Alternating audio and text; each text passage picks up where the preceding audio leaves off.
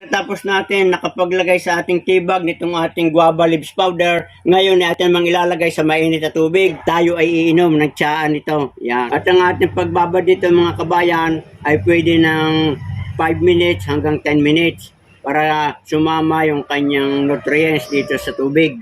Yan natin munang ibababad mga kabayan para magkaroon ng kulay yung kanyang sabaw. Ito ang magandang pag-inom natin, hindi sumasama yung pinakdahon na ating giniling. Mga kabayan, itong pag-inom ng ating guava leaves powder, ito ay katulad din ng benepisyo ng ating pag-inom ng fresh na dahon na ating ilalaga. At ito ay nakakatulong sa madaling pagbahaw ng ating infeksyon sa gilagid, katulad mga kabayan ng singaw o yung mga sugat-sugat sa ating gilagid. Ito ay nakakatulong din sa pagpababa ng ating blood sugar level.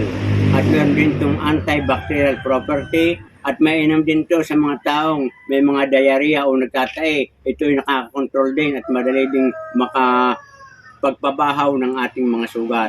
So yun mga kabayan, ang ilan sa mga benefits na nakukuha natin sa pag-inom ng guava powder leaves. Natin titingnan na.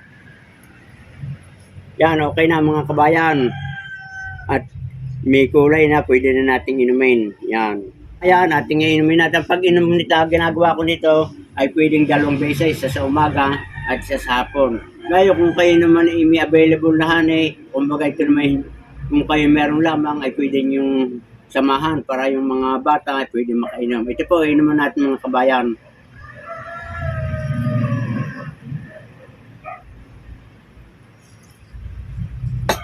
Ayos na ayos mga kabayan.